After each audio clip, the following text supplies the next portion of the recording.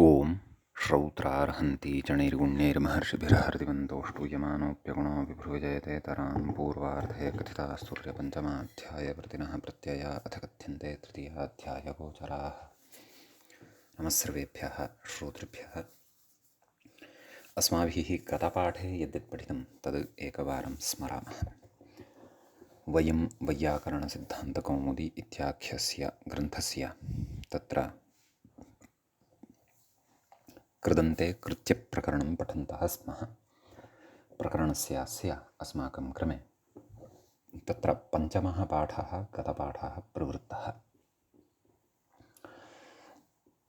अस्मिन् पञ्चमे पाठे अस्माभिः तावत् विगतपाठे अजर्यं सङ्गतम् इति यदिदं सूत्रमारब्धं तस्य सूत्रस्य काव्योदाहरणचर्चा या ग्रन्थकारेण क्रियमाणा आसीत् तत्र कालिदासकाव्यस्य मृजैरचर्यञ्जरसोपदिष्टम् अदेहबन्धाय पुनर्बबन्ध इत्यत्र अजर्यम् इत्येतस्य सङ्गतिः कृता ग्रन्थकारेण या सा दृष्टा। तत्र उक्तम् इत्यत्र तु सङ्गतमिति विशेष्यम् अध्याहार्यं नाम सङ्गतमिति विशेष्यम् अध्याहृत्य असङ्गतमित्येतस्य अजर्यम् इत्येतस्य रूपस्य तत्र सङ्गतिः द्रष्टव्या इति। ततः दलप्रयोजनं दृष्टं सङ्गतं किम् अजरिता कम्बलः। ततः उक्तं भावे तु सङ्गतकर्तृकेऽपि ण्यदेव अजार्यं सङ्गतेन इति। ततः अनन्तरं वदः सुपिक्यप्च इति इदं सूत्रम् अस्माभिः पठितम्। तत्र उत्तरसूत्रात् इह भावे इति अपकृष्यते इत्युक्तं। ततः उक्तं वदेर्भावे क्यप् स्यात् चात् यदनुपसर्गे चात् यत् अनुपसर्गे सुप्युपपदे इति पठितं। ब्रह्मोद्यं ब्रह्मवद्यम् इति उदाहरणद्वयमत्र साधितं। तत्र उक्तं मूले ब्रह्म वेदः तस्य वदनम् इत्यर्थः इति उदाहरणस्य अर्थः अस्माभिः दृष्टः। कर्मणि प्रत्ययौ एतौ नाम यत् क्यपौ अथवा क्यब्यतौ इति एके इति केचन कथयन्ति। उपसर्गे तु ण्यदेव इत्युक्तम्। अतः अनुवाद्यम् अपवाद्यम् इति भवति इत्युक्तम्। ततः भुवो भावे इति सूत्रम् अस्माभिः पठितं। भुवः भावार्थकः क्यप् इति प्रत्ययः भवति इति सूत्रस्य अर्थः दृष्टः। क्यप् स्यात् इति उक्तं मूले। ब्रह्मणः भावः ब्रह्मभूयम् इति साधितं। ततः उक्तं सुपीत्येव भव्यम्। ततश्च अनुपसर्गे इत्येव प्रभव्यम् इति पठितम्। अनन्तरं हनस्तच इति सूत्रं पठितम्। अनुपसर्गे सुप्युपपदे हन्तेर्भावे क्यप् स्यात् तकारश्चान्तादेशः तकारश्च अन्तादेशः भवति इति। तकारश्चान्तादेशः इति वक्तव्यम्। ब्रह्मणः हननं ब्रह्महत्या स्त्रीत्वं लोकात् इति पठितम्। हत्या इति रूपम् असाधु भवति इति व्याख्यायां च तत्र अस्माभिः पठितम्। ततः क्यब्विधायकं सूत्रमितोपि पठितम्। एतिस्तुषा स्मृदृदुषः क्यप् इति एभ्यः क्यप् स्यात् इति पठितम्। ह्रस्वस्य पितिवृत्ति तुक् इति तुग्विधायकं षष्ठम् अर्थात् षष्ठाध्यायस्थं सूत्रमपि इदम् अस्माभिः पठितम्। इत्यः स्तुत्यः शिष्यः इत्यत्र शासयिदं खलोः इति पठितम्। ततः वृ इति वृञः ग्रहणम् अत्र सूत्रे भवति, वृङः न भवति, वृत्यः इति रूपं भवति। वृङस्तु अण्यति सति वार्या ऋत्विजः इति प्रयोगः भवति इत्युक्तं। ततः त्रिधातोः आदृत्यः द्युषधातोः जुष्यः इति पठितम्। ततश्च वदः सुपि क्यप्च इत्यतः एव क्यपः अनुवृत्तौ पुनः प्रकृते क्यब्ग्रहणं कुतः इत्युक्तं। पुनः क्यबुक्तिः परस्यापिण्यतो बाधनार्था इत्युक्तम् अवश्यस्तुत्यः इत्यत्र क्यवेव भवति, न तु ओरावश्यक इत्यनेन ण्यत् भवति इति भावः। ततः काशिकायाम् उक्तं वार्तिकम् अत्र पठितं शंसि कुहितुहिभ्यो वा क्यब् विकल्पेन भवति पक्षे ण्यदपि भवति इति भावः। शस्यं शंस्यं दुह्यं दोह्यं गुह्यं गोह्यम् इत्यादीनि उदाहरणानि सविकल्पानि अत्र अस्माभिः साधितानि। ततः प्रशस्यस्य श्रः ईडवन्द वृषंसदुहाण्यतः इति सूत्रद्वयबलात् शंसेः सिद्धं, नाम शंसेः क्यबपि सिद्धः ण्यदपि सिद्धः। इतरयोस्तु मूलं मृग्यं, नाम तत्र दुः अपि च गुः इति धातुद्वयं यद् ततः क्यम्ण्यतोः यः विकल्पः उक्तः सः तु द्रष्टव्यः, अन्वेषणीयः इत्युक्तं। साक्षात् न भवति इति वक्तुम् उत्साहः दीक्षितस्य न जातः प्रकृते। कुतः? यतः प्रयोगाः सन्ति। यद्गुह्यं परमं लोके इत्यादि पुराणेषु तत्र प्रयोगाः श्रूयन्ते, वाङ्मयेषु प्रयोगाः श्रूयन्ते इति उक्तं खलु। अतः तन्मूलं तु मृग्यम् इति उक्तवान्, परन्तु प्रयोगाः सन्ति। अस्तु इति एतावान् भागः पठितः। गतपाठस्य अन्ते व्याख्यायाः पङ्क्तयः इत्थमासन्।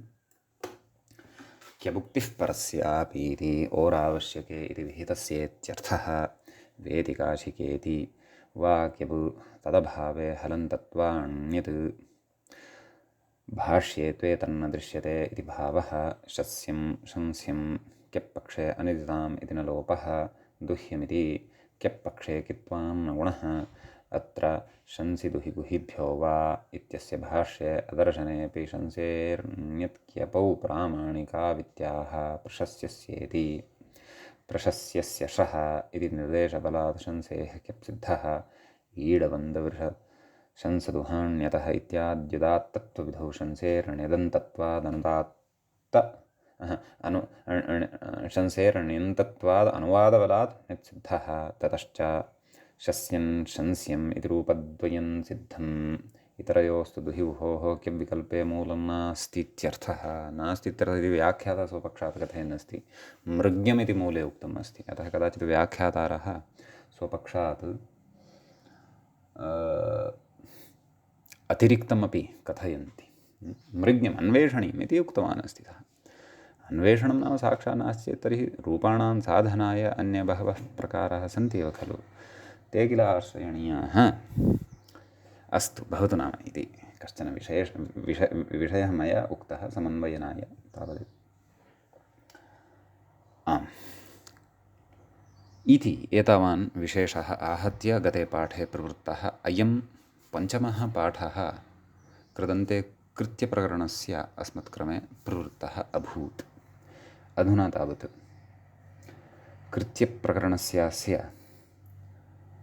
कृदन्ते कृत्यप्रकरणस्य षष्ठः पाठः अस्मत्क्रमे तावत् आरब्धो भवति। इदानीं ह्रस्वस्य पितिकृतितुक् तत्र एतत् सूत्रसमनन्तरं केचन विचाराः अस्माभिः पठिताः। शस्यं शंस्यम् इति प्रयोगद्वयसिद्धिः सूत्रकारेणैव ज्ञापिता वर्तते, ज्ञातं।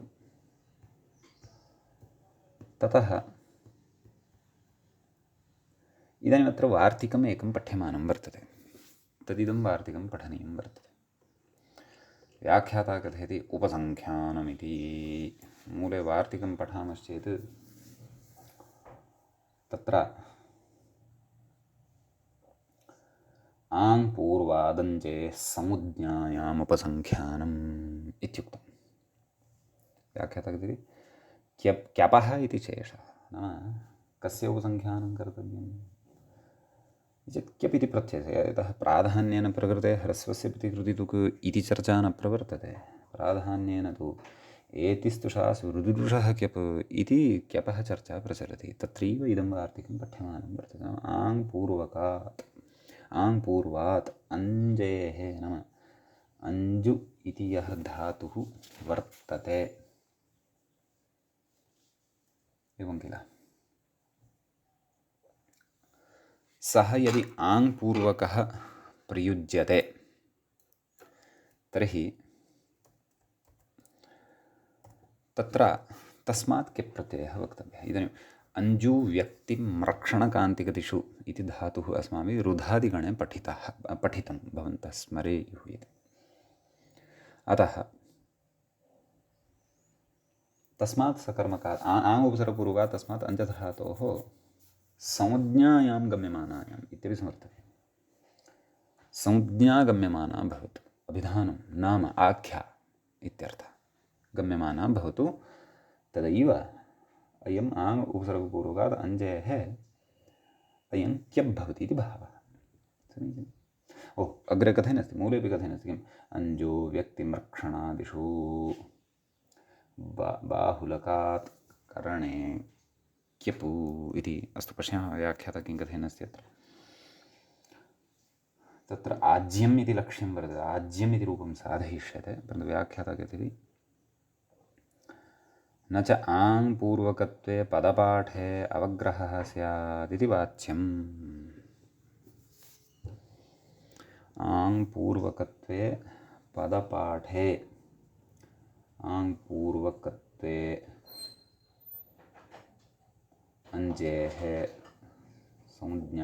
संज्ञायाम् उपसङ्ख्यानम् इति खलु उच्यमानमस्ति। मानवः अग्रे कथयति किं, पाठे अवग्रहः स्यात् इति वाच्यम् इष्टापत्तेः, नाम इष्टस्य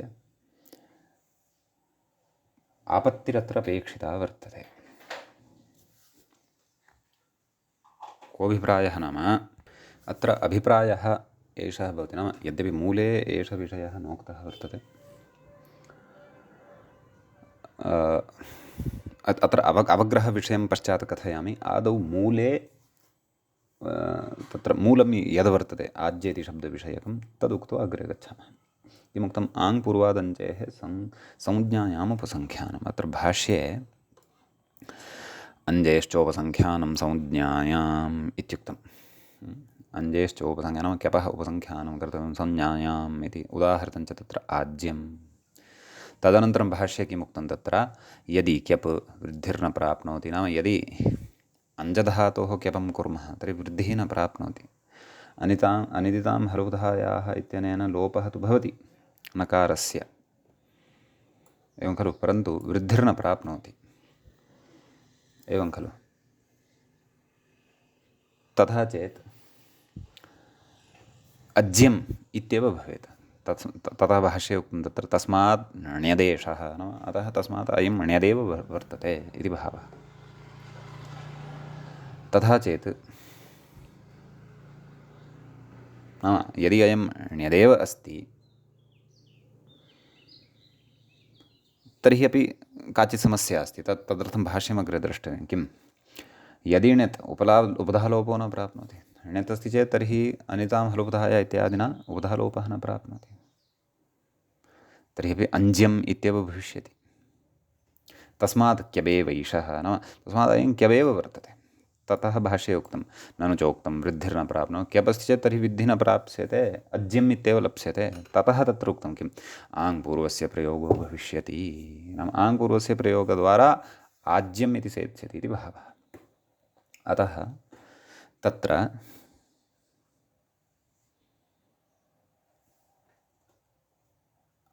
एवं रीत्या भाष्यस्य समग्रम् अर्थं प्रकृते दृष्ट्वा दीक्षितः वार्तिकम् अत्र कौमुद्याम् एवं लिखितवान्। किम्, आङ् पूर्वादञ्जेः संज्ञायाम् उपसङ्ख्यानम्, नाम आङ् उपसर्गपूर्वकः अञ्जधातुः स्वीकृत्य ततः सवर्णदीर्घः सति आज्यम्, अज्यमिति सिद्ध्यति एव केपि सति आज्यमिति लप्स्यते इति भावः।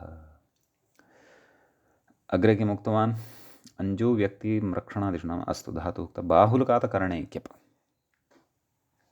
इदानीं बहुलचर्चा अत्र कुतः आगता इति चेत् अनुवृत्त्या इति न, अस्माभिः पूर्वं पठितं खलु सूत्रं कृत्यरुटो बहुलं। क्यप् कश्चन कृत्यप्रत्ययः वर्तते वा न वा? क्यप् कश्चन कृत्यप्रत्ययः वर्तते, अतः बाहुलकात् तस्य प्रवृत्तिः भवति। अतः प्रकृते भावकर्मणोः अयं क्यप् न, परन्तु करणे अयं क्यप् वर्तते इति भावः। आसमन्तात् अज्यते अनेन इति आज्यम्। नाम घृतम् इति भावः। अग्रे उच्यते अनिदितामिति न लोपः आज्यं तत्तु साधितमेव अस्माभिः। सम्यक् इदानीं व्याख्यात्रा यः मूले अनुक्तः विचारः क्रियमाणः अस्ति तं विचारं पश्यामः, किं सः कथयन्नस्ति इति। सम्यक् कथयति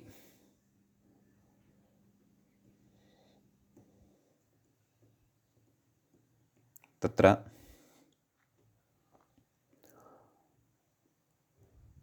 आम् तत्र भाष्ये आदौ भाष्यविषयमेव पठित्वा आगच्छामः, यतः अत्रत्या व्याख्या अवगन्तव्या, किञ्चित् भाष्ये दृष्टिपातः अपेक्षितः। आङ्पूर्वकः प्रयोगः भविष्यति इति भाष्ये उक्तं खलु, तदनन्तरं किमुक्तं, यद्येवम् अवग्रहः प्राप्नोति, नाम यदि एवम् आङ् उपसर्गपूर्वकतया अञ्जधातोः केवन्तम् आज्यमिति साधनीयं तर्हि अवग्रहः अत्र प्राप्तः भवति। अवग्रहो नाम तत्र अवान्तरपदसंज्ञां सूचयितुं पदपाठकाले किञ्चित् कालम् अवसानं, नाम संहितायाः अवसानम्। अवग्रहः नाम संहितावसानविशेषः, एवं खलु। तर्हि प्रकृते परन्तु अवग्रहः क्व आचर्यते, पदपाठसमये। तत्र आ इति पदं पृथक् करिष्यते, अज्यम् इति पृथक् करिष्यते, तथा अज्यम् इति लप्स्यते। अज्यम् इति प्रयोगस्तु न साधुः, आज्यम् इत्येव प्रयोगः साधुः। तत्र भाष्यकारः कथयति न हि लक्षणेन पदकाराः अनुवर्त्याः इति। पदकारैर्नाम लक्षणम् अनुवर्तव्यम्, यथा लक्षणं पदं कर्तव्यम् एति स्तुशासनम् इति सूत्रं व्याख्यानं। तत्र भाष्यस्य स्वारस्यं नाम तत्र कैयटः कथयति संहितायाः एव नित्यत्वं, पदविच्छेदस्य तु पौरुषेयत्वं, तथा च यत्र अर्थनिश्चयाभावः तत्र अवग्रहः न क्रियते। तदुक्तं हरिद्रूः अनवगृह्यते इति। हरिद्रूरित्यत्र किं हरिशब्दः इकारान्तः अथवा हरितशब्दस्तकारान्तः इति सन्देहः। न यत्र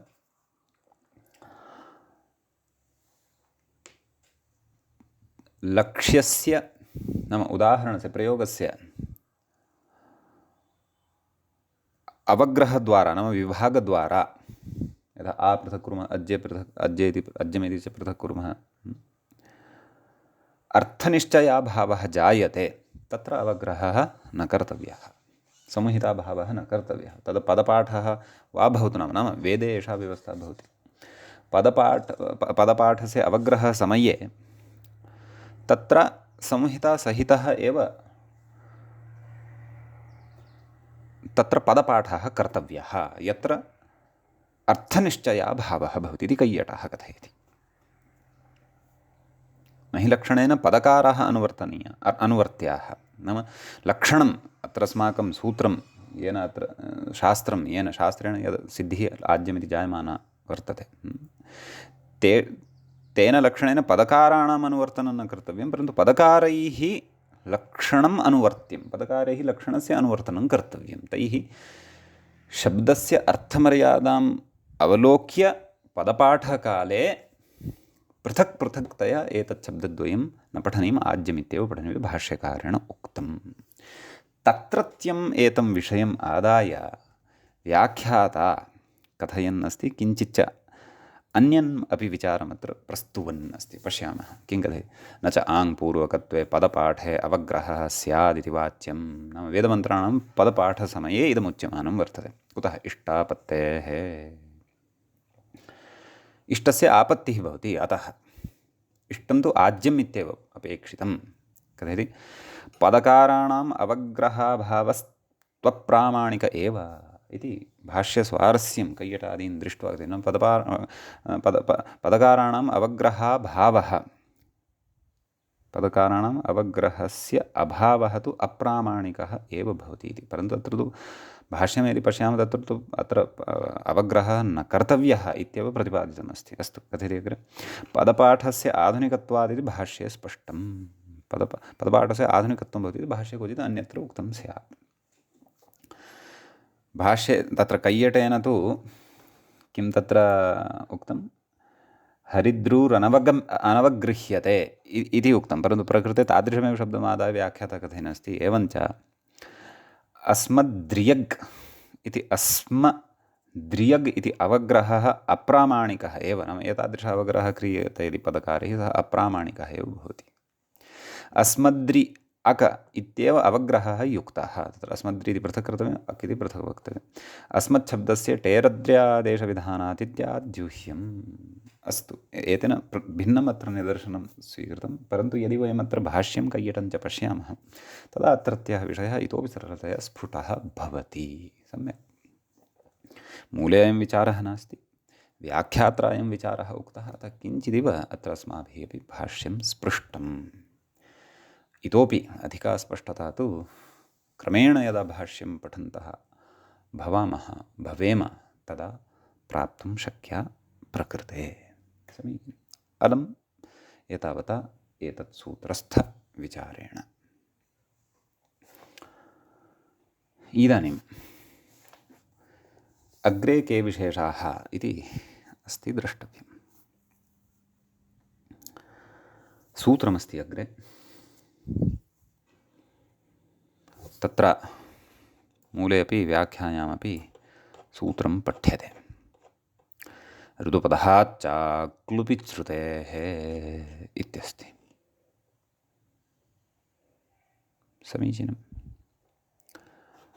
सूत्रस्य पदपरिचयः आदौ अस्माभिः अत्र सम्प्राप्यः। तत्र ऋतुपधातु इति पञ्चम्यन्तं पदं भवति, पञ्चमी विभक्तेः एकवचनान्तं भवति।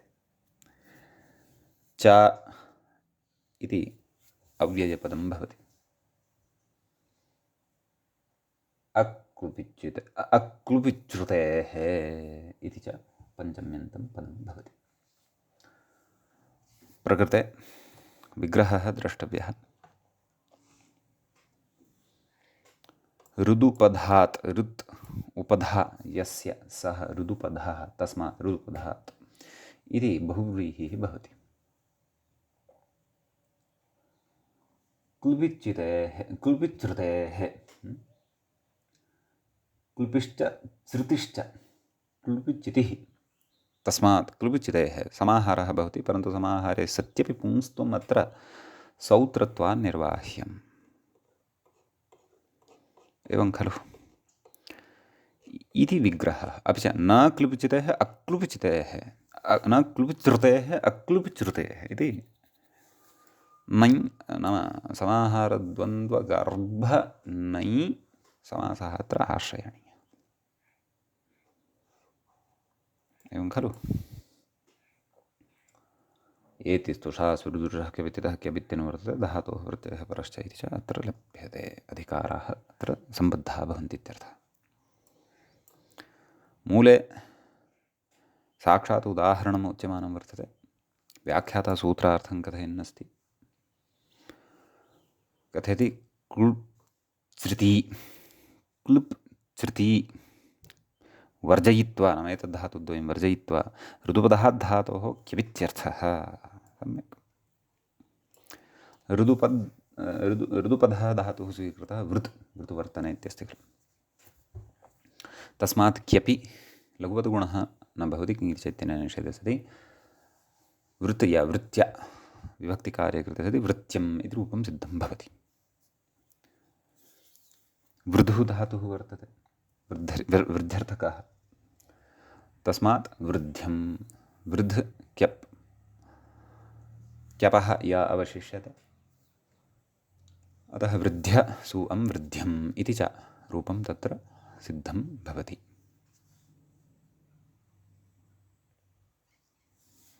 समीचीनम्।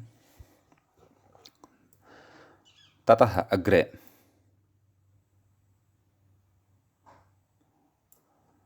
कथयति क्लुपिच्छ्रुत्योस्तु कल्प्यं च्यर्थ्यम्। एवं खलु? नाम प्रकृते क्यपु न भवति इति भावः।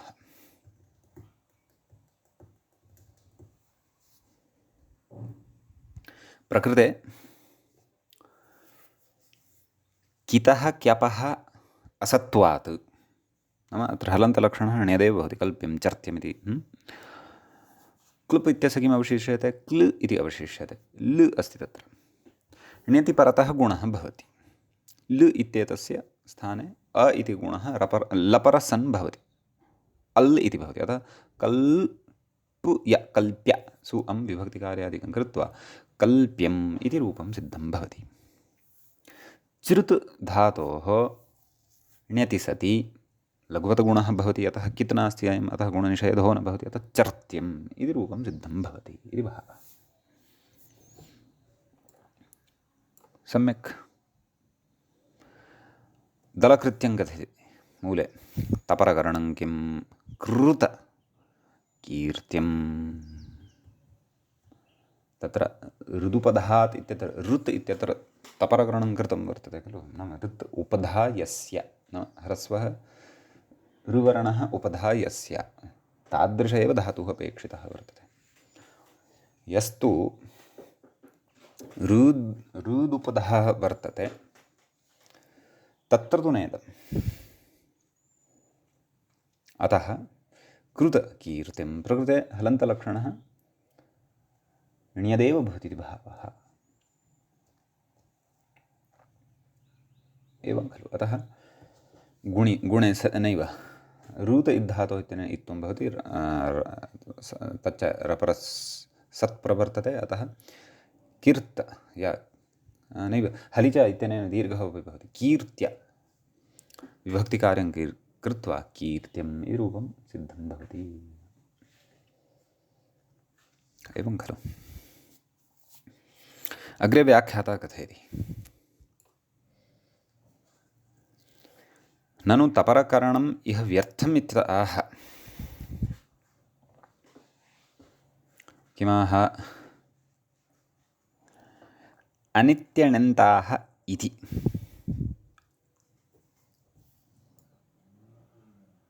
एवं खलु। तपरकरणं व्यर्थं कुतः? तदादौ द्रष्टव्यं। किं क्यपापि कीर्त्यमिति सिद्ध्यति वा? पश्यामः। कृत य, ततः अस्माभिः ईत्वं खलु अत्र विहितं, नैव इत्वं विहितम्। एवं खलु। तत्र ऋत इद्धातोः इत्यस्य निमित्तानि कानि सन्ति इति चेत् तत्र ऋकारान्तात् धातोः अङ्गस्य इकारादेशः भवति इति तावदेव उच्यते। तर्हि तत्तु क्यपि परतः अपि भवति। अतः विशेषेण परतः निमित्तं किमपि अपेक्षितम् इति नास्ति। ऋदन्तस्य धातोः अङ्गस्य इत् स्यात् इति खलु उच्यते। अतः परतः निमित्तं किमपि नास्ति। अतः क्यपि परतः अपि भविष्यत्येव खलु। कीर्त्यं हलिच इत्यस्य प्रवृत्ते कीर्त्यमिति रूपं सेत्स्यति एव खलु। अतः इदम् उच्यमानमस्ति। किं व्याख्यातः नाम पूर्वपक्षः उपस्थाप्यमानः वर्तते। ननु तपरकरणमिह व्यर्थमित्यतः अनित्यणन्ताः इति। मूले पश्यन्तु। अनित्यण्यन्ताः चुरादयः इति णिजभावे ण्यत्। णिजन्तात्तु यदेव इति। तत्र वयं चुरादिगणं पठितवन्तः। तत्र विकल्पेन णिच् व्यवस्था अपि अस्माभिः दृष्टा। एवं खलु। सर्वत्र न, क्वचित्, परन्तु तथापि सिद्धान्तः अयं। चुरादयः अनित्यण्यन्ताः वर्तन्ते। नाम एकस्मिन् पक्षे तत्र णिच् भवति, अपरस्मिन् पक्षे णिच् न भवति। भवत्येव णिच् सर्वातो इत्यपि न भवति। अयं वृतधातुः यः अस्माभिः वृत्यमित्यत्र स्वीकृतः सः चुरादावपि वर्तते। अतः सः अण्यन्तश्चेत् तर्हि तस्मात् तत्र क्यबेव भवतु अनित्यणन्ताश्चुरादयति णिजभावे ण्यत् नाम तत्र णिचः अभावे किं कथयन् अस्ति णिचः अभावे ण्यत् इति कथयन् अस्ति णिजन्तात् तु यदेव णिजन्तः यः वर्तते तस्मात् तु यदेव भवति इति भावः केन कथयति अचो यतित्यनेन इति शेषः नाम तस्य अजन्तत्वं खलु भवति इति भावः अस्तु तर्हि णिजभावे नाम णिचः अभावे ण्यत् भवति परन्तु तर्हि वृत्त्यम् इत्यत्र यः धातुः स्वीकृतः सः ण्यन्तः तु अस्माभिः न साधितः खलु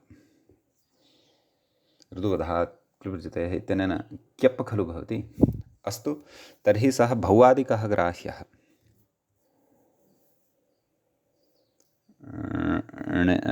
णिजन्तः यदि अस्ति तर्हि तु णिजभावे ण्यदेव तत्र कर्तव्यः ण्यति सति अपि तत्र वृत्त्यमित्येव भवेत् खलु णिजन्तः यदि अस्ति तर्हि तु ण्यत् भविष्यति णिजन्तः वृत्तधातुः वर्ति इति भविष्यति खलु वर्ति य वर्त्य इति भवेत् तर्हि वर्त्य नाम णेर्लोपः निडादु आर्धातुके वरतः लोपः भवति वर्त्य इति रूपं स्यात् यद्यपि अत्र उदाहरणानि न दत्तानि सन्ति सिद्धान्तस्तु उक्तः सम्यक् भवति स्म यदि उदाहरणानि अपि दीयन्ते स्म व्याख्यात्रापि उदाहरणानि न चर्चितानि वर्तन्ते तत्त्वबोधिनिकारेण चर्चितं वा इति द्रष्टव्यम्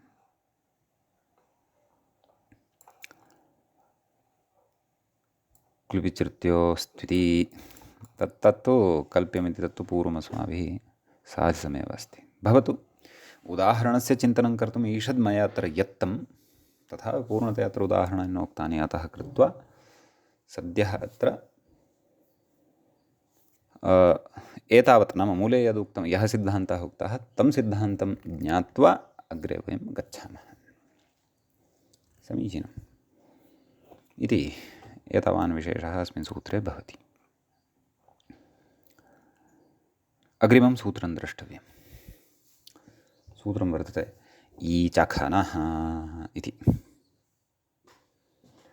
सूत्रे ई इति प्रथमं पदं भवति लुप्तप्रथमाकं पदं भवति च इति अव्ययं भवति खानः इति पञ्चम्यन्तं पञ्चमी विभक्तेः एकवचनान्तं भवति खानः इति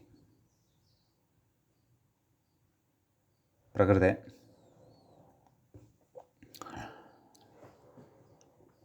आम् धातोः प्रत्ययः परश्च एतत् सम्बध्यते व्याख्याता कथयति चात् क्यबिति एतत् मूले एव अस्ति खलु चात् क्यप् नाम सूत्रे च ग्रहणसामर्थ्यात् क्यपः अत्र समुच्चयः क्रियते नाम क्यप् अपि अत्र आनीयते इति भावः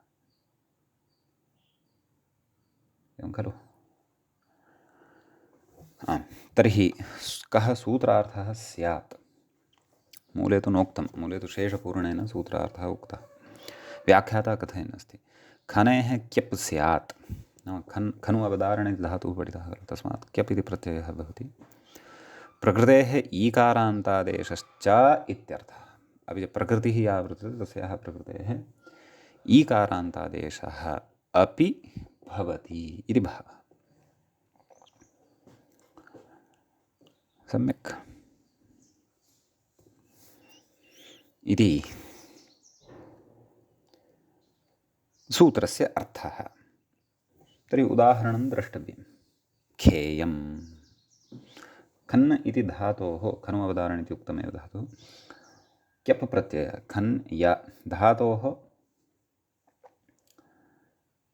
ईकारान्तादेशश्च ख इ य गुणः क्रियते खे य विभक्तिकार्ये कृते सति खेयम् इति उदाहरणं सिद्धं भवति अग्रे कथयति ह्रस्वस्सुपठः इति मूले पश्यन्तु ईच इति ह्रस्वस्सुपठः नाम इचखनः इति कथयति ह्रस्वस्य इकारस्य आदगुणेन खेयमिति सिद्धेरिति भावः नाम ह्रस्वः इकारः एव यदि पठ्यते तर्हि अपि कार्यं प्रचलति। मात्रागौरवं कर्तव्यमिति अपेक्षितं नास्ति, तदापि गुणः भविष्यति, खेयमिति च रूपं सिद्धं भविष्यत्येव इति भावः। एवं खलु।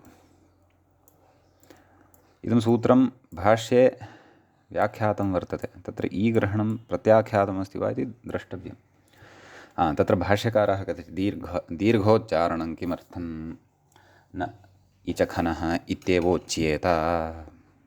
का रूपसिद्धिः खेयम् आदगुणेन सिद्ध्यति न सिद्ध्यति षत्वतोर्सिद्धः इति एकादेशस्य असिद्धत्वात् तुक् प्रसज्येत। नैतदस्ति पदाद्योः एकादेशो सिद्धः, नैष पदान्तपदाद्योरेकादेशः, तस्मात् इचखनः इत्येव वक्तव्यम्। ईचखनः न सत्यं सत्यं सत्यम्। अतः भाष्यं दृष्ट्वैव एषः तावद्धैर्येण उक्तवान् किम् इच इति ह्रस्वः सुपठः नाम इचखनः इत्येव सूत्रं पठ्यते यदि सिद्ध्यति। भाष्यकारेण एव दीर्घग्रहणं प्रत्याख्यातं वर्तते इति भावः भवतु नाम। इदानीम् एतत् सूत्रगतः तु विशेषः सम्पन्नः। इदानीम् अग्रिमं सूत्रम् अस्माभिः पठनीयं वर्तते। अग्रे सूत्रं वर्तते भ्रियो समुज्ञायाम् इति। सूत्रे प्रथमं पदं वर्तते भ्रुयः। इदं पञ्चमी विभक्तेः एकवचनान्तं भवति। असंज्ञायां न संज्ञा असंज्ञा तस्याम् असंज्ञायाम् एवं खलु। तत्र एतिस्तुषास् वृदृजुषः क्यपतितः क्यप् धातोः प्रत्ययः परश्च एते च अधिकाराः अत्र लभ्यन्ते। व्याख्याता कथयति क्यवदिशेषः। तत्र मूले सूत्रार्थः नोक्तः, नाम भृञ इति धातोः संज्ञायां गम्यमानायां क्यप् इति प्रत्ययः भवति इति सूत्रस्य अर्थो भवति।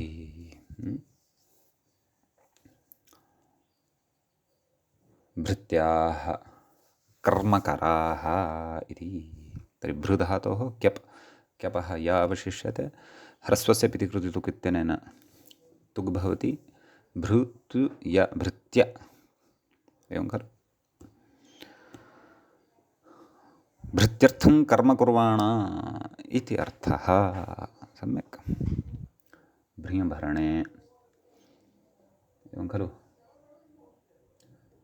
सकर्मकः, अतः कर्मणि अयं क्यप् भवति इति भावः। तद् कथयति अपि भर्तव्याः इत्यर्थः। मूले उक्तवान् भर्तव्याः इति, नाम भरणं येषां कर्तव्यं वर्तते तादृशाः एते कर्मकाराः भृत्याः इति उच्यते। कथयति कर्मणि भृतौ इति क्रियष्टः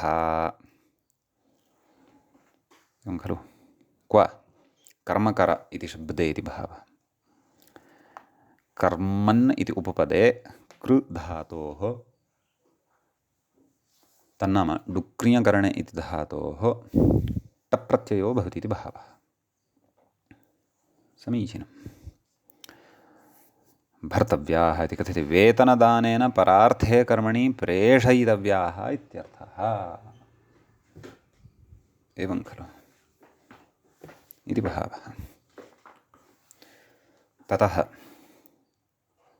अग्रे कथयति ननु भृत्यशब्दस्य कर्मकरेषु रूढत्वात् संज्ञाशब्दत्वम् एव इत्यतः क्रियाशब्द इति कथयति। क्रियाशब्दोऽयं न तु संज्ञा, नाम अयं क्रियाशब्दः वर्तते, संज्ञाशब्दः नास्ति, अतः असंज्ञार्थः अत्र गम्यमानः एव भवति इति भावः। एवं खलु। अग्रे कथयति, अत्र वार्तिकं पठ्यमानं वर्तते। समश्च बहुलम् एवं खलु। अस्मिन् विषये व्याख्याता किमपि न कथयन्नस्ति, अस्माभिः द्रष्टव्यम्। कोऽर्थः नाम सम उपसर्गपूर्वकात् भृ इति धातोः क्यप् प्रत्ययः बहुलं नाम बहुलत्वेन वक्तव्यः। बहुलत्वस्य प्रकृते विकल्पार्थः उक्तः, विकल्पार्थः ग्राह्यः। अतः एव मूले तत्र सम्भृत्याः सम्भार्याः इति। सम्भृत्याः इति क्यपः पक्षे, सम्भार्याः इति ण्यतः पक्षे हलन्तलक्षण अथवा ऋदन्तलक्षणण्यत् प्रवर्तते, ऋहलोर्ण्यत् इति। एवं खलु इति कश्चन विशेषः कथयति। असंज्ञायामेव, असंज्ञायाम् इत्युक्तं खलु। कथयति विकल्पार्थम् इदं वार्तिकं नाम समश्च बहुलम् इति विकल्पार्थं वाक्यं भवति। असंज्ञायां किं भार्या नाम क्षत्रियाः। कथयति क्षत्रियविशेषेषु रूढः संज्ञाशब्दोऽयमिति भावः। कः? भार्या, भार्य इति शब्दः, भार्या नाम क्षत्रियाः। अतः प्रकृते तत्र क्यप् न भवति। कुतः? संज्ञा गम्यमाना वर्तते इति कृत्वा। सम्यक् कथयति। ननु वध्वां भार्याशब्दस्य संज्ञाशब्दत्वात् भ्रियों संज्ञायाम् इत्यस्य अप्रवृत्तेः अयम् आक्षेपः अनुपपन्नः इत्यतः इह इति मूले उक्तं खलु। अथ कथं भार्या वधूरिति वा न वा? इतः पूर्वं किमुक्तम्? असंज्ञायां किं नाम असंज्ञायां गम्यमानायामेव भृधातोः क्यप् प्रत्ययः भवति, अन्यथा ण्यत् भवति। भार्या नाम क्षत्रियाः इत्यत्र संज्ञा गम्यमाना भवति, अतः प्रकृते क्यप् न भवति परन्तु ण्यदेव भवति इत्युक्तं खलु। ततः उक्तम् अथ कथं भार्या वधूरिति। तत्र व्याख्याता कथने अस्ति। अथ वध्वां भार्याशब्दस्य संज्ञाशब्दत्वात् नाम संज्ञाशब्दत्वमस्ति। भ्रियों संज्ञायाम् इत्यस्य अप्रवृत्तेः, भ्रियों संज्ञायाम् इत्यनेन इत्यस्य प्रवृत्तिः न भवति। अयमाक्षेपः अनुपपन्नः नाम अत्र आक्षेपः न सम्भवति। कथय इत्यत आह इह हीति। इह संज्ञायां समज इति क्यपाभाव्यम्। एवं खलु व्याख्याता कथयति। स्त्रियां तिन् इत्यतः स्त्रियामित्यनुवृत्तौ व्रजयजोर्भावे क्यपु। अग्रे संज्ञायां समजनिषद्। कथमस्ति समग्रं सूत्रं? कः च अस्य अर्थः? नाम संज्ञायां समजनिषद् इति समग्रं सूत्रं कथं? संज्ञायां समजनिषद निपतमनविदशुंषीं ह्रीणः। कः च अर्थः? समजादिभ्यः स्त्रियां भावादौ क्यप् स्यात् सचोदात्तः संज्ञायाम् इत्युच्यते खलु। तर्हि प्रकृतव्याख्याता किं कथयति? स्त्रियां तिन् इत्यतः स्त्रियामित्यनुवृत्तौ व्रजयजोर्भावे क्यप्, व्रजयजोर्भावे क्यप् इति किं कथयति? व्रजयजोः धात्वोः स्त्रीलिङ्गे भावे क्यप् प्रत्ययः स्यात् इति स च उदात्तः भवति इत्युच्यते। नाम ततः क्यप् इति अनुवर्तते। क्व? संज्ञायां समजनिषद् इत्यत्र। अतः तत्सूत्रमत्र पठितं व्याख्यात्र। कथयति संज्ञायां समजनिषद् इति सूत्रेण क्यप् स्यादित्यर्थः इति अर्थः। कस्याः पङ्क्तेः? मूले उक्तं खलु। इह हि नाम भार्या वधूः इत्यत्र संज्ञायां समजनिषद् इति क्यपाभाव्यम्। एवं खलु। तर्हि क्यपा तत्र नाम क्यपः तत्र अवसरः अस्ति वा? क्व? सम्भार्य सत्यं भृङ्णः इत्युक्तं खलु। तत्र भ्री धातुः अस्ति अन्तिमः, भृङ्णः, भृङ् इति। अतः तेन क्यपा अत्र भाव्यम्। एवं खलु। अग्रे कथयति व्याख्याता। ननु संज्ञायां भ्रियः क्यव्विधौ भ्रियों संज्ञायाम् इत्यत्र असंज्ञायामिति व्यर्थमित्यतः संज्ञापरिदासस्थिति। मूले उक्तवान् खलु किं? परिदासस्तु नाम निषेधस्तु पुंसी चरितार्थः उक्तं खलु। भार्या नाम क्षत्रियाः सत्यं व्याख्याता किं कथयति अग्रे समाधत्ते सत्यमिति किं समाधत्ते बिभर्तेः भ्रू इति दीर्घान्तात् क्रयादेर्वाण्यत् कथयति डुभ्रिय धारणपोषणयोः इति जुहोत्यादौ ह्रस्वान्तः ड्वित् ञ्च भ्रूभर्त्सने भरणे अपि इति क्रयादौ दीर्घान्तः आभ्यां ऋहलोर्ण्यत् इति ण्यदेव इत्यर्थः एवं खलु क्रयादेर्वाण्यत् क्यप् तु भरतेरेव कति भ्रियभरणे इति भवादौ ह्रस्वान्तः ञत् अस्यैव संज्ञायां समजनिषदि इति भ्रियो संज्ञायाम् इत्यत्र च भ्रियग्रहणेन ग्रहणं न तु डुभ्रियो जौः डुभ्रियः जौहोत्यादिकस्य न च क्रय्यादिकस्य निरनुबन्धकस्य दीर्घान्तस्य इति भावः कुतित्यताः तदनुबन्धकेति मूले पश्यन्तु तदनुबन्धकग्रहणे न अतदनुबन्धकस्य इति परिभाषया तदनुबन्धकग्रहणे न अतदनुबन्धकस्य ग्रहणम् इति परिभाषया इत्यर्थः कथयति बिभर्तेः क्यवभावे बीजमिदं क्रय्यादिकस्य दीर्घान्तत्वात् न क्यपिति बोध्यम् इति भावः क्रय्यादिकस्य दीर्घान्तत्वं न भवति इति कृत्वा क्यप् न भवति एवञ्च भार्या वधूः इत्यपि प्रयोगः साधितः संज्ञायां किञ्च भार्या नाम क्षत्रियाः इत्यपि साधितः संज्ञायां किञ्च भर्तव्याः इत्यादयः प्रयोगाः अपि साधिताः इति कश्चन विशेषः अत्र दृष्टः अधुना अग्रिमं सूत्रम् अत्र वयं पश्यामः अग्रे सूत्रं वर्तते मृजेर्विभाषा इत्यस्ति सूत्रे इदं सूत्रं तु साप्तमिकं वर्तते कुत्तु विधायकञ्च इत्यपि स्मर्तव्यम् एवं किल क्यप् पक्षे उदाहरति मृज्य इति मृजेर्विभाषा इत्यस्य आदौ सूत्रार्थः पठनीयः अस्माभिः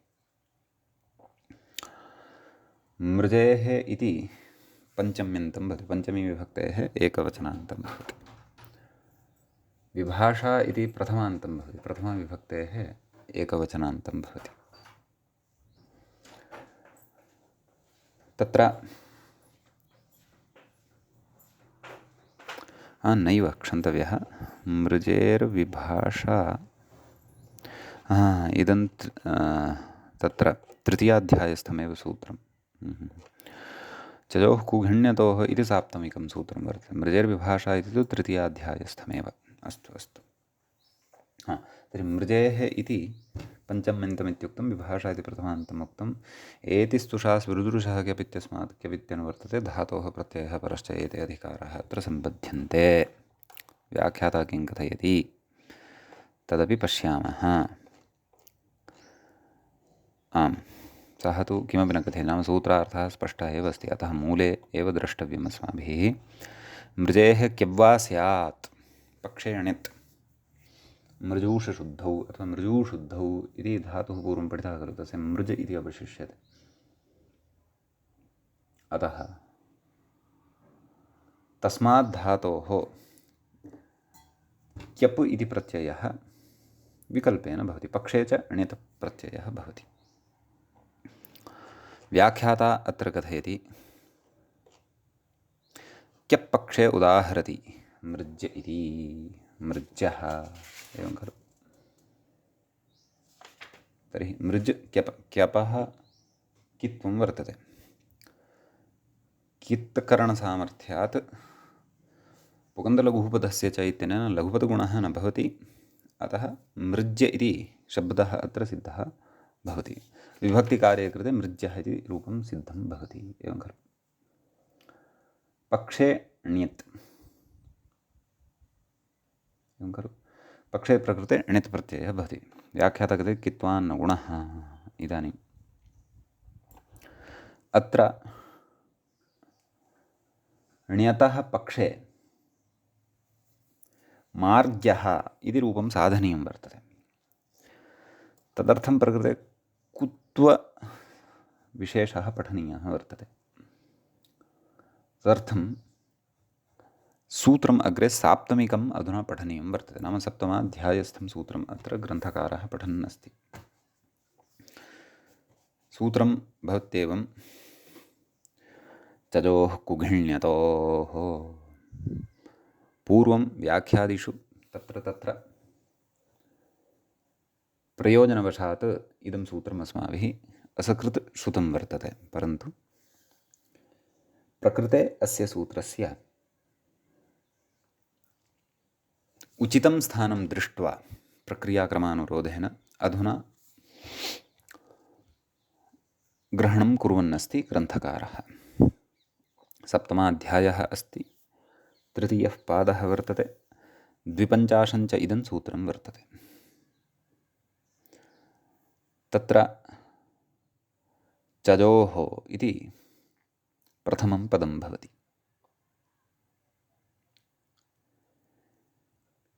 इदं पदं षष्ठ्यन्तं, षष्ठीविभक्तेः बहुवचनान्तं भवति। कु इति लुप्तप्रथमान्तं, लुप्तप्रथमाकं पदं भवति। कवर्गः अत्र विवक्ष्यते। घिण्यतोः इति अस्ति। इदं पदं सप्तमी विभक्तेः द्विवचनान्तं भवति। चजोः इत्यत्र इतरेतरयोगद्वन्द्वः भवति। चश्च जच चजौ, तयोः चजोः। ततः आम्, घिण्यतोः इत्यत्रापि समासः अस्ति, विग्रहः ज्ञेयः। घ इत्यस्य सह घित् एवं खलु, घिच्च ण्यच्च घिण्यतौ, तयोः घिण्यतोः इति अत्र बहुव्रीहि गर्भ इतरेतरयोगद्वन्द्वः समासः अवगन्तव्यः। सम्यक्। व्याख्याता कथयति कु इति अविभक्तिको निर्देशः चजोः घिण्यतोश्च इति यथासङ्ख्यं तु न तेन रक्तं रागात् इति घञ् जस्य कुत्वनिर्देशात्। रक्तम् इत्यत्र रजधातोः एवं खलु, नैव, रागात् क्षम्यतां, रागात् इत्यत्र घञ् जस्य कुत्वनिर्देशः वर्तते खलु, कुत्वं तत्र दृश्यते खलु। अतः एतेनैव ज्ञापकेन चजोः घिण्यतोः यथासङ्ख्यं निर्देशः नास्ति। नाम घिति परतः एव चकारस्य कुत्वं, ण्यति परतः एव जकारस्य कुत्वम् इति तु न भवति इति भावः। सम्यक्। अतः यथासङ्ख्यनियमः अत्र नास्ति। सम्यक्। आम्, चस्य जस्य सूत्रार्थः द्रष्टव्यः। चस्य जस्य च कुत्वं स्यात् घिति ण्यति च प्रत्यये परतः। नाम चस्य कुत्वं घिति वा ण्यति वा भवति, जस्य च कुत्वं घिति वा ण्यति वा भवति इति भावः। सम्यक् इति अस्ति। ततः अत्र वार्तिकं पठ्यते।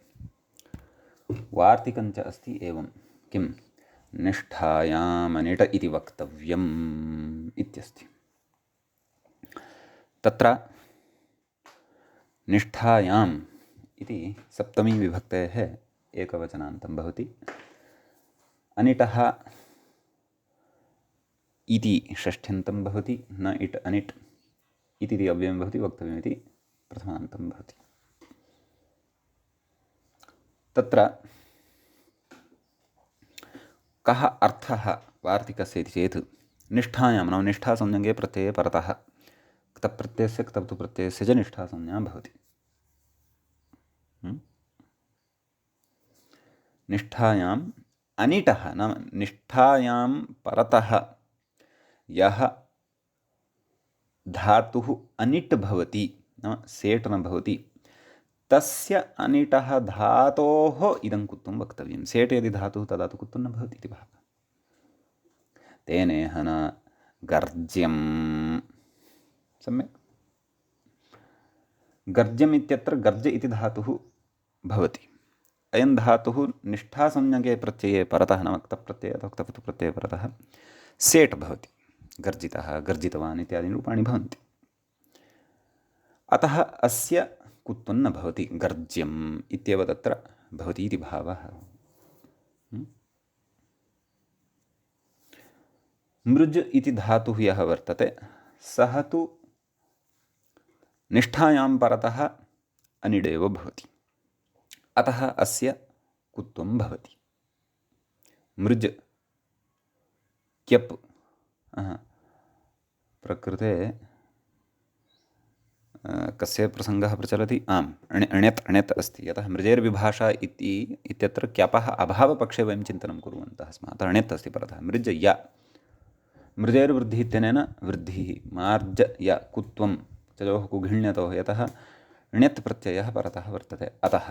अतः मार्ग य, मार्ग्य सुप्रत्ययः सस्य ऋत्वविसर्गे सति मार्ग्यः इति प्रयोगः अत्र सिद्धः भवति इति भावः।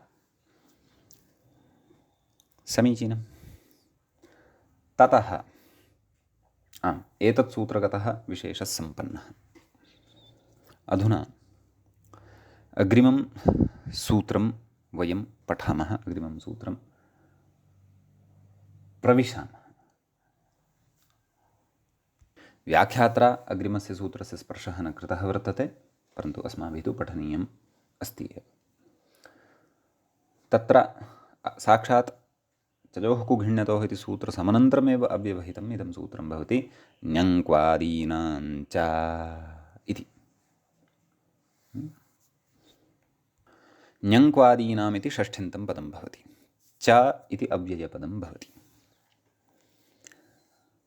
तत्र ञङ्कुः आदिः येषान्ते ञङ्क्वादयः, तेषां ञङ्क्वादीनां बहुव्रीहि समासः भवति।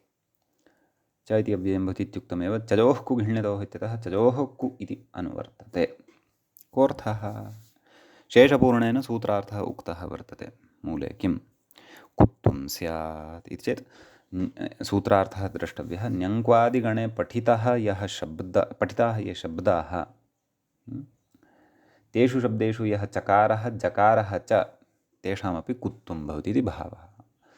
तर्हि ञङ्क्वादिगणे के शब्दाः सन्ति, तान् शब्दान् एकवारं वयं पठामः। तत्र ञङ्कु, मद्गु, भृगु, दूरे पाक, बले पाक, क्षणे पाक, दूरे पाक, फले पाक, दूरे पाकु, फलपाकु, तक्र, तत्र, वक्र, चक्र, व्यतिषङ्ग, अनुषङ्ग, अवसर्ग, उपसर्ग, श्वपाक, मांसपाक, मासपाक, कपोतपाक, उलूकपाक। एवं खलु? संज्ञायां मेघनिदाघा वदाघार्घाः न्यग्रोधविरुत।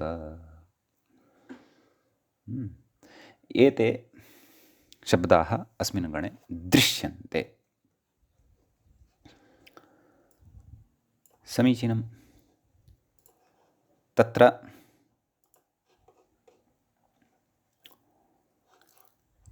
उदाहरणं द्रष्टव्यं वर्तते। ञङ्कुः इति एव प्रथमम् उदाहरणं वर्तते। मूले उक्तं खलु ञङ्कुः। अग्रे कथ्यते नावञ्चेः इत्युप्रत्ययः इति। नाम इदम् उणादिसूत्रं भवति। उणादिप्रकरणे अस्माभिः पठिष्यते। नौ अञ्चेः नाम नि इति उपपदे सति अञ्च इति धातोः उप्रत्ययः भवति। नि अञ्च् उ। अत्र ञङ्क्वादिनाम् इत्यनेन चकारस्य कुत्वेन ककारः भवति। नि अङ्क् उ ञ्यण भवति। नि अ अनयोः मध्ये ञङ्क् उ ञङ्कुः इति रूपं सिद्धं भवति इति भावः। एवमेव अन्येपि गणे ये शब्दाः अत्र पठिताः वर्तन्ते, तान् शब्दान् अपि पुरस्कृत्य वयम् अत्र रूपाणि वक्तुं शक्नुमः। समीचीनम्। इति एतावान् विशेषः अस्मिन् सूत्रे भवति। इतः अग्रे राजसूय इत्यादिसूत्रं पुरस्कृत्य वयम् अग्रिमे पाठे पठिष्यामः। अद्यतनपाठः तावत् अत्रैव उपसंह्रियते। मङ्गलं कुर्मः। श्रौत्रारहन्ती चणैर्गुण्यैर्महर्षिभिरहर्दिवं तोष्टुयमानोऽप्यगुणो विभुर्विजयतेतरां पूर्वार्धे कथितास्तुर्यपञ्चमाध्यायवर्तिनः प्रत्यया अथ कथ्यन्ते तृतीयाध्यायगोचराः। एवञ्च कृदन्ते कृत्यप्रकरणस्यास्य षष्ठ एष पाठः अस्माकं क्रमे सम्पन्नतां गतः। नमः सर्वेभ्यः श्रोतृभ्यः भवद्भ्यः।